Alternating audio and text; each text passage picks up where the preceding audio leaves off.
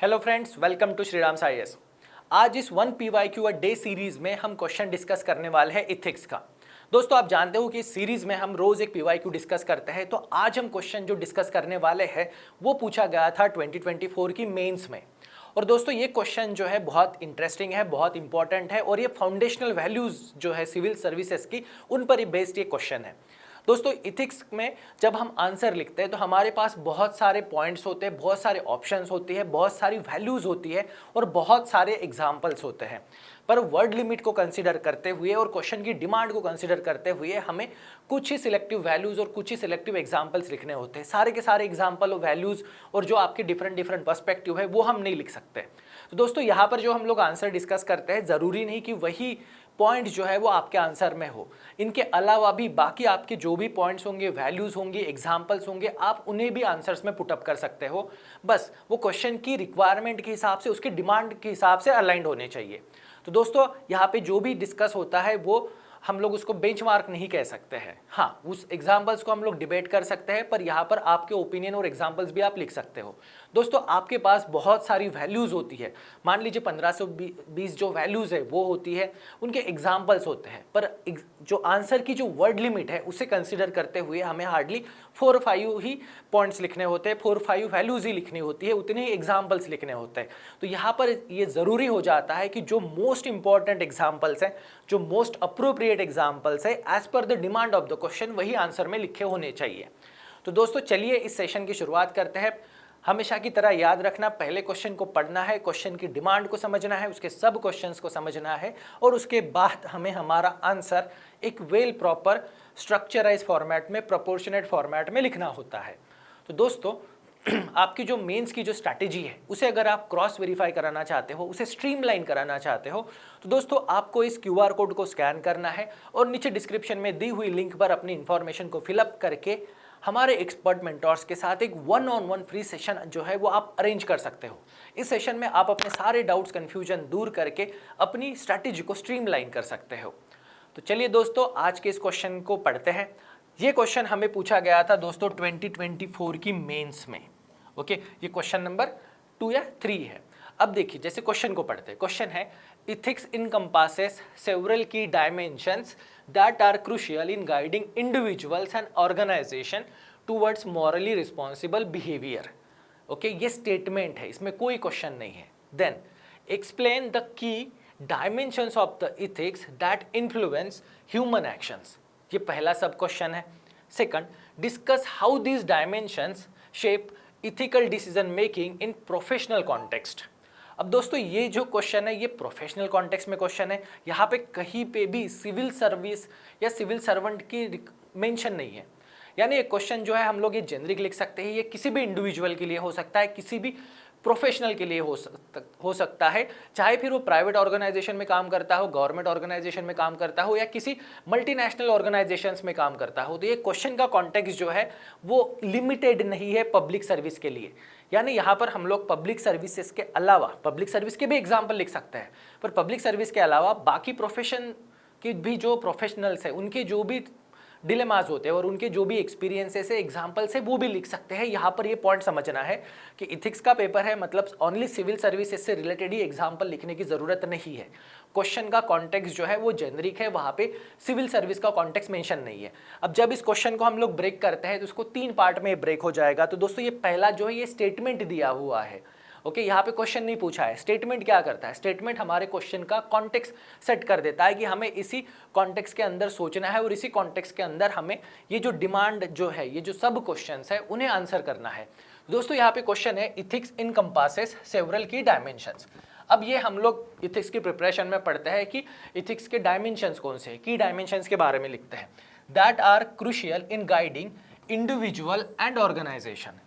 अब ये जो इथिक्स के डायमेंशंस होते हैं, जिससे इथिक्स बनता है, ये हम गाइड करता है, इंडिविजुअल को भी गाइड करता है और ऑर्गेनाइजेशंस को भी गाइड करता है। तो यहाँ पे ऑर्गेनाइजेशंस का भी पर्सपेक्टिव हमें लिखना होगा, towards morally responsible behaviour.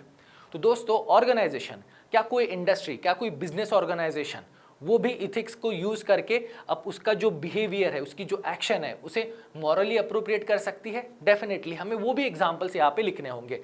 Question है, टेल वर्ड है दोस्तों एक्सप्लेन।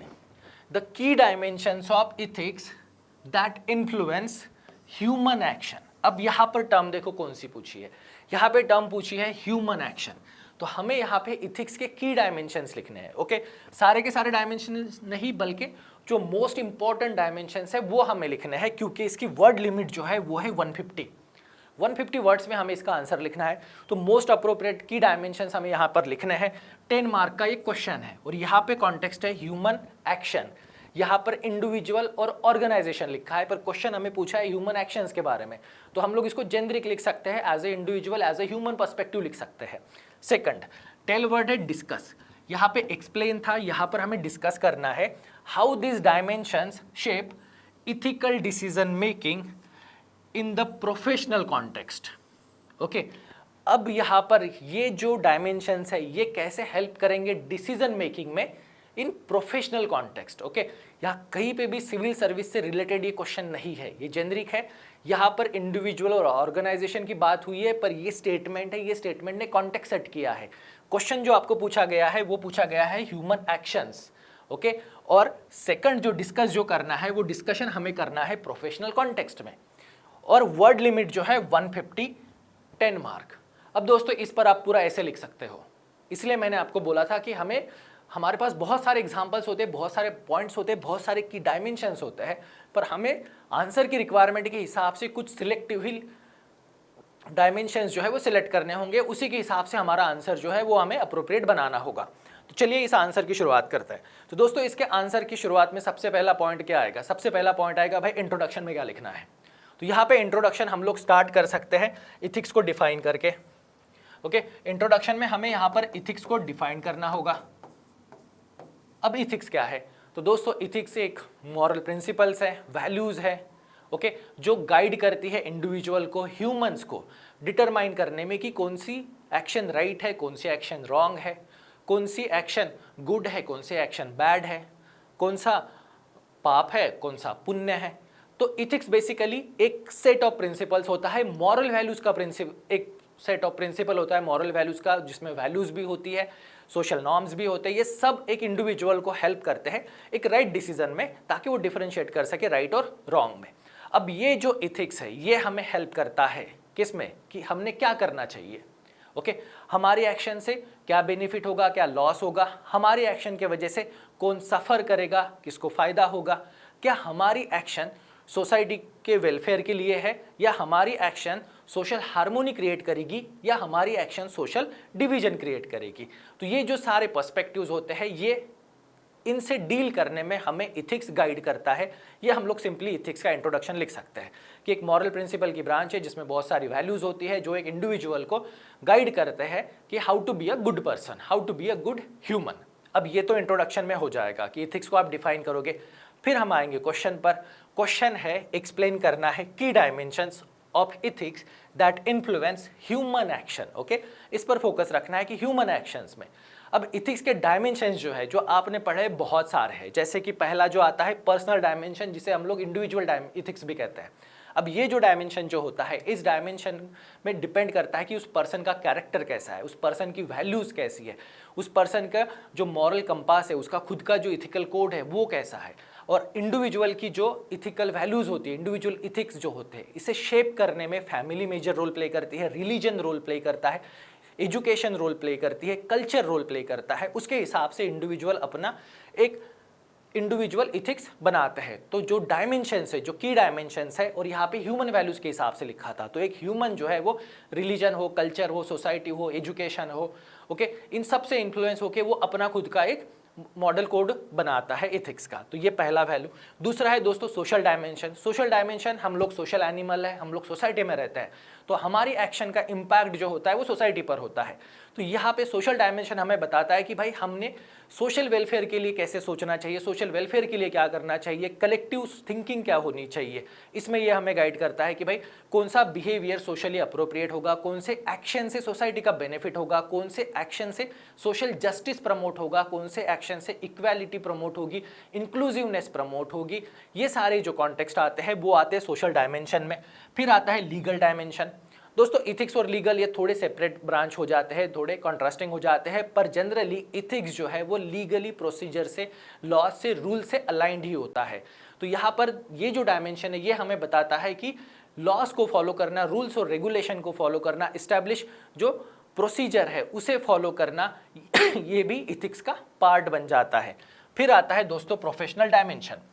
प्रोफेशनल डायमेंशन में क्या होता है, तो हर प्रोफेशन का खुद का एक कोड ऑफ कंडक्ट है, खुद का एक जो रिस्पॉन्सिबल बिहेवियर जो होता है वो हर प्रोफेशन का अलग होता है। जैसे डॉक्टर का बिहेवियर होता है कि भाई पेशेंट की प्राइवेसी को मेंटेन करे, डेटा लीक ना करे, या जैसे लॉयर का एक होता है कि भाई अपने जो क्लाइंट है उसे वो best of the best ability से डिफेंड करे और कोर्ट को डिसीजन लेने दे, वो खुद ना उसे जज करे। तो हर जो प्रोफेशनल डायमेंशन जो होता है, हर प्रोफेशनल जो डायमेंशन जो होता है वो प्रमोट करता है उस प्रोफेशन में रिस्पॉन्सिबिलिटी, इफिशियंसी, ओके, और मॉरलिटी। फिर बात आती है ऑर्गेनाइजेशनल डायमेंशन की। अब हर ऑर्गेनाइजेशन का खुद का वर्क कल्चर होता है, उनके खुद के वैल्यूज़ होते हैं, उनके खुद के डिसाइडेड आउटपुट या बेंचमार्क स्टैंडर्ड्स होते हैं। तो यहाँ पे ऑर्गेनाइजेशनल इथिक्स हमें बताता है कि भाई आपकी ऑर्गेनाइजेशन इंक्लूसिव है या नहीं है, उसमें बायसनेस या जेंडर बायसनेस होता है या नहीं, वो इफिशियंसी को प्रमोट करती है क्या, वो वर्कहोलिक कल्चर को प्रमोट करती है क्या, वो किसी का एक्सप्लॉयटेशन तो नहीं करती, साथ ही वो ऑर्गेनाइजेशन जो है वो एनवायरनमेंट के लिए कितनी रिस्पॉन्सिबल है, वो ऑर्गेनाइजेशन सोसाइटी के लिए कितनी रिस्पॉन्सिबल है। ये जो पॉइंट्स आते हैं ये ऑर्गेनाइजेशनल डायमेंशंस में आते हैं। फिर बात आती है इकोनॉमिक डायमेंशन की। अब दोस्तों जब भी इकोनॉमिक डायमेंशन की बात आती है तब वहाँ पे मेजर डिलेमा होता है कि भाई प्रॉफिट को देखे या रिस्पॉन्सिबिलिटी को। इकोनॉमिक डायमेंशंस हमें बताते हैं कि भाई जो भी एक्शन है वो इकोनॉमिकली फेयर होनी चाहिए, जैसे कि फेयर कंपटीशन होना चाहिए, कंज्यूमर का वेलफेयर होना चाहिए, ओके, इक्वल प्लेइंग फील्ड होनी चाहिए सारे प्लेयर्स के लिए, और सबको इकोनॉमिकली खुद को ग्रो करने की जो अपॉर्चुनिटी जो है, जो स्पेस है वो अवेलेबल होनी चाहिए। ये हमें बताते हैं इकोनॉमिक डायमेंशंस। फिर बात आती है एनवायरमेंटल डायमेंशंस की। एनवायरमेंटल डायमेंशन हमें बताता है सस्टेनेबल ग्रोथ के बारे में, इंक्लूसिवनेस के बारे में, कि भाई एनवायरमेंट का प्रोटेक्शन भी करना है, उसका प्रिजर्वेशन भी करना है, उसका कंजर्वेशन भी करना है। अब दोस्तों ये इतने सारे डायमेंशंस हैं। अब जैसा मैंने बोला, मैंने यहाँ पे 7 डायमेंशंस ही लाए, इनके अलावा भी बहुत सारे डायमेंशंस हो सकते हैं। या जैसे मैंने इंडिविजुअल डायमेंशंस में ही फैमिली, रिलीजन, एजुकेशन, कल्चर, इन सबको लिख दिया, तो उन्हें भी आप सेपरेटली भी लिख सकते हो। तो यहाँ पर आंसर जो है वो आपको अपने रिक्वायरमेंट के हिसाब से, अपने पर्सपेक्टिव के हिसाब से सेट करना है। यहाँ पर मैं अपना ओपिनियन दे सकता हूँ कि सबको एक्सप्लेन करना नेक्स्ट टू इम्पॉसिबल है, तो जनरली आप 3 या 4 जो है उन्हें एक्सप्लेन कर सकते हो। तो मेरे हिसाब से ये जो है ये पहली प्रायोरिटी होना चाहिए, सेकंड जो है वो ये होना चाहिए, थर्ड जो है वो ऑर्गेनाइजेशनल होना चाहिए, फोर्थ जो है वो एनवायरमेंटल होना चाहिए, क्योंकि ये सोशल और लीगल जो है इन्हें हम लोग इसी पॉइंट में थोड़ा सा कवर कर सकते हैं। तो एग्जाम के हिसाब से ऐसे 3 या 4 डायमेंशंस को हम लोग एक्सप्लेन कर सकते हैं, क्योंकि हमें जो पूछा गया था वो पूछा गया था ह्यूमन पर्सपेक्टिव में, ओके, ह्यूमन एक्शंस। और दोस्तों इन डायमेंशन के साथ कौन सी वैल्यूज वो ह्यूमन में प्रमोट करते हैं वो भी हमें बताना है। कि एक ह्यूमन का कैरेक्टर कैसे होना चाहिए, उसकी इथिकल वैल्यू सेट कैसे होनी चाहिए, उसकी इंटीग्रिटी, उसकी डिग्निटी कैसे होनी चाहिए, ये सारी चीज़ें हमें सिखाता है। तो ऐसे हम लोग अपने पहला पार्ट तो आंसर कर दिया। अब सेकंड पार्ट जो है, सेकंड पार्ट है डिस्कस। सेकंड पार्ट है discuss how these dimensions shape ethical decision making in professional context. तो दोस्तों यहाँ पर बात किसकी हो रही है, यहाँ पर 2 वर्ड्स को हमेशा याद रखना है। पहली चीज है डिसीजन मेकिंग, ओके, यहाँ पर हम लोग बात कर रहे हैं डिसीजन मेकिंग की, और यहाँ पर जो कॉन्टेक्स्ट है वो है प्रोफेशनल, ओके, डिसीजन मेकिंग की बात हो रही है और कॉन्टेक्स्ट जो है वो है प्रोफेशनल। अब दोस्तों जब प्रोफेशनल कॉन्टेक्स्ट की अगर हम लोग बात कर रहे हैं तो यहाँ पर जो ये डिसीजन मेकिंग जो है ये प्रोफेशनल कॉन्टेक्स्ट में हमें कैसे हेल्प करती है। तो दोस्तों सिनेरियो ये है कि जो प्रोफेशन जो है उन्हें हर बार, मतलब वो लोग इजी सिचुएशंस को नहीं फेस करते हैं, मोस्ट ऑफ द टाइम उन्हें डिफिकल्ट सिनेरियो से डील करना होता है, डिफिकल्ट कॉन्टेक्स्ट वो फेस करते हैं, बहुत डिफिकल्ट डिलेमास जो है उन्हें फेस करना होता है। डिलेमास जैसे प्रॉफिट देखे या पब्लिक वेलफेयर को देखे, ओके, लॉयल्टी को देखे या ऑनेस्टी को चेक करे। फिर उसके बाद आता है दोस्तों इफिशियंसी को देखा जाए या फेयरनेस को देखा जाए। फिर आता है पर्सनल वैल्यूज या ऑर्गेनाइजेशनल गोल। अब एक कॉमन क्वेश्चन जो हमें यूपीएससी बहुत बार पूछ चुकी है कि एक पर्सन है, बहुत कॉम्पिटेंट है, ओके, बहुत स्किल्ड है, काम में बहुत इफिशिएंट है, पर उस पर्सन में इंटीग्रिटी नहीं है। तो वहीं पे क्वेश्चन आ गया कि भाई तुमको एक वेरी स्किल्ड पर्सन चाहिए या एक इंटीग्रिटी वाला पर्सन चाहिए, लॉयल चाहिए या ऑनेस्ट चाहिए, साथ ही प्रॉफिट को देखे या पब्लिक वेलफेयर को देखे। अब प्रॉफिट और पब्लिक वेलफेयर ये गवर्नमेंट के कॉन्टेक्स्ट में भी अप्लाई होता है, बिजनेस ऑर्गेनाइजेशन के कॉन्टेक्स्ट में भी अप्लाई होता है। तो दोस्तों ये जो ऐसे डिफिकल्ट इथिकल डिलेमास जो एक प्रोफेशनल फेस करता है डिसीजन मेकिंग में, उस कॉन्टेक्स्ट में जो इथिक्स है, जो इथिक्स के डायमेंशंस जो है वो उसे गाइड करते हैं कि भाई आपका जो डिसीजन लिया है, उस प्रोफेशनल ने जो डिसीजन लिया है वो लीगल है, क्या वो डिसीजन फेयर है, ओके, क्या वो डिसीजन बेनिफिट किसे बेनिफिट करेगा, कौन सफ़र होगा, उनके डिसीजन का सोसाइटी पे क्या इम्पैक्ट होगा, उनके पर्सनल कॉन्साइंस पे क्या इम्पैक्ट होगा और ऑर्गेनाइजेशनल गोल पर उसका क्या इम्पैक्ट होगा। बहुत बार ऐसा होता है कि इंडिविजुअल वैल्यूज़ और ऑर्गेनाइजेशनल गोल कॉन्फ्लिक्ट हो जाते हैं, उस टाइम पे कैसे वो डिसीजन ले, क्योंकि अल्टीमेटली डिसीजन मेकिंग ही मेजर है। तो दोस्तों पहला जो है वो है प्रमोट इंटीग्रिटी। अगर पर्सन की जो इथिकल डायमेंशन है, अगर उसका जो खुद का जो इथिकल कोड है, पर्सनल इथिक्स जो है, उसमें अगर इंटीग्रिटी होगी, उसमें अगर ऑनेस्टी होगी और उस तो वो करप्शन को रेजिस्ट करेगा। वो कोई भी ऐसा काम नहीं करेगा, कोई भी ऐसे गिफ्ट एक्सेप्ट नहीं करेगा जो कॉन्फ्लिक्ट ऑफ इंटरेस्ट क्रिएट करेंगे। तो प्रमोट इंटीग्रिटी जो है, इंटीग्रिटी को प्रमोट करने में हमें इथिकल डायमेंशंस हेल्प करते हैं, जिससे कि जो प्रोफेशनल जो है वो खुद के इंटीग्रिटी को प्रोटेक्ट करेगा और रेजिस्ट करेगा किसी भी करप्ट प्रैक्टिसेस को या किसी भी करप्ट एक्शंस को। कोई भी गिफ्ट वो एक्सेप्ट नहीं करेगा या कोई भी कॉन्फ्लिक्ट ऑफ इंटरेस्ट वो क्रिएट नहीं करेगा। फिर आता है दोस्तों इंश्योर अकाउंटेबिलिटी। अकाउंटेबिलिटी यानी आप आपके काम के लिए कितना रिस्पॉन्सिबल हो। जैसे मान लीजिए कि एक ऑडिटर है, वो ऑडिटर अपने काम के लिए अकाउंटेबल रहेगा, तो वो ट्रांसपेरेंटली सारी प्रोसेस पब्लिकली डिस्क्लोज करके अकाउंटिंग करेगा, एकदम फ्री एंड फेयर मैनर में करेगा, कोई भी बायसनेस नहीं करेगा और अपने काम के लिए फुल रिस्पॉन्सिबिलिटी लेगा। उसमें उसे कौन हेल्प करेगा? तो दोस्तों उसमें उसे हेल्प करेंगे social ethics, economic ethics, okay. जो सोशल डायमेंशन है, इंडिविजुअल डायमेंशन तो डेफिनेटली हर जगह रहेगा, पर उसके अलावा सोशल डायमेंशन भी हेल्प करेगा, लीगल डायमेंशन भी उसे हेल्प करेगा कि वो अकाउंटेबिलिटी को मेंटेन करे। थर्ड आता है प्रोटेक्ट स्टेक होल्डर्स इंटरेस्ट। तो दोस्तों जो सोशल डायमेंशन है या जो ऑर्गेनाइजेशनल डायमेंशंस है, वो एक प्रोफेशनल को इनकरेज करेंगे कि उस ऑर्गेनाइजेशन से रिलेटेड जितने भी स्टेक होल्डर्स हैं उन सब के इंटरेस्ट को प्रोटेक्ट किया जाए, ओके।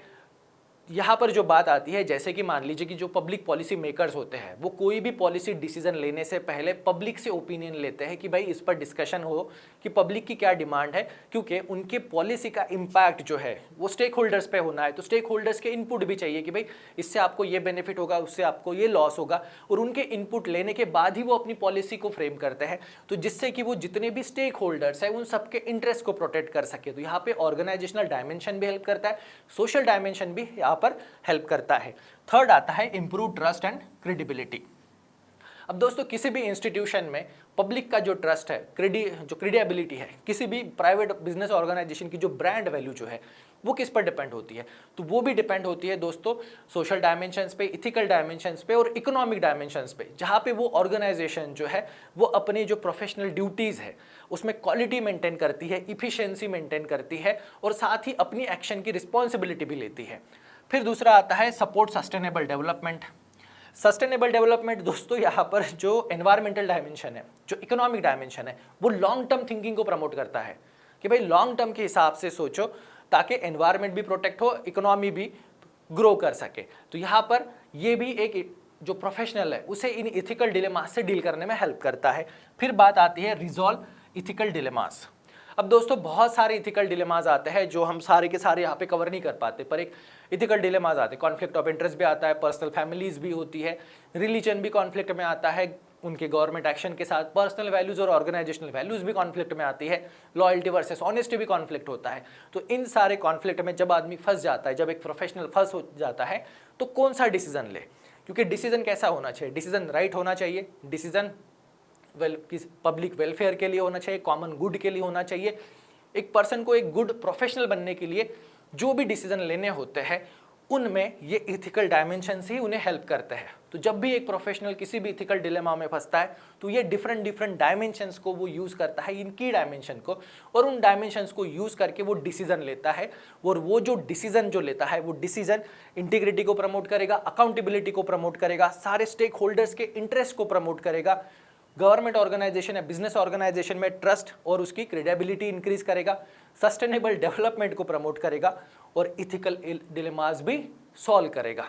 तो दोस्तों एक प्रोफेशनल को डिसीजन लेने में ये डायमेंशंस हेल्प करते हैं, तब जाकर कहीं वो इन सारी चीज़ों को मेंटेन कर पाता है, डिलीवर कर पाता है।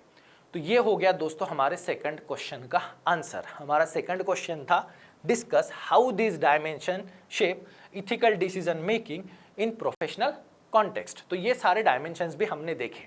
अब दोस्तों इसका कंक्लूजन यही कि भाई इथिक्स जो है बहुत कॉम्प्लेक्स होता है।